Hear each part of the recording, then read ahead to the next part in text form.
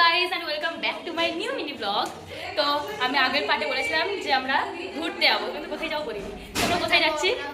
আমরা কোথায় ঘুরতে যাচ্ছি? আমরা যেখানে যাচ্ছি এখন কিছু বলবো না।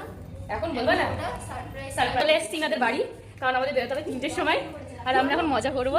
এখন আমাদের পাজামা পার্টি চলছে, আমরা সবাই পাজামা পরে আছি, আমাদের পাজামা পার্টি চলছে। আর এখন যেহেতু আমরা ভোর 3টের সময় বেরোবো, তাই আমরা সারা রাত্রির ঘুমাইনি, এরকম আড্ডা মেরেছি। তারপর আমরা সবাই রেডি হয়ে নিয়েছি। রেডি? তারপরে আমিও রেডি হয়ে নিলাম, আর আয়না দেখে একটু স্টাইল মেরে নিলাম, কারণ আমার স্টাইল মারাটা বেশি ইম্পর্টেন্ট। তারপর সব লাগেজ নিয়ে আমরা নিচে নেমে গেলাম, আর আমি একটাও লাগেজ ধরিনি, এদেরকে দিয়ে সব তুলিয়েছি। তারপরে গাড়িতে উঠেই আমাদের লালপাড়ি ডান্স শুরু হয়ে গেল।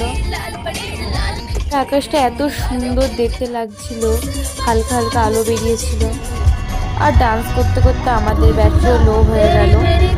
তারপর আমরা কোলাঘাটে নেমে গেলাম ব্রেকফাস্ট করার জন্য। তারপর আমরা আবার গাড়িতে উঠে পড়লাম, আর এরপরে শুরু হলো সবারই বমি। এই নে 3বার বমি চলছে কেন?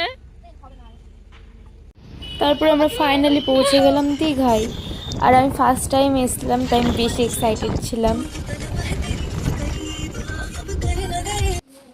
এরপর আমরা রুমে চলে এলাম, আর রুমে এসে আমরা রেডি হয়ে নিলাম পুলে যাওয়ার জন্য।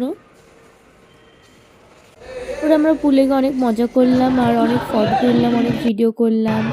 এরপর স্নান করে আমরা লাঞ্চ করে নিলাম। লাঞ্চ করার পরে আমরা একটু রেস্ট নিয়ে নিলাম।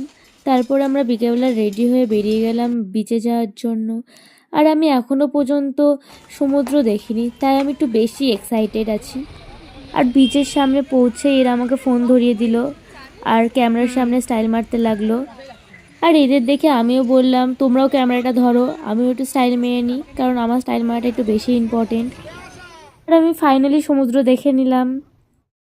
এরপরে ওখানে গিয়ে আমরা ভালো ভালো ফটো ভিডিও তুললাম। এরপর ফটো তোলার পর আমরা চলে গেলাম ফিশ স্টলে, কারণ আমার ক্যাকড়া ট্রাই করার ইচ্ছা ছিল। তারপর দেখি এরা পাগলামো করা শুরু করেছে।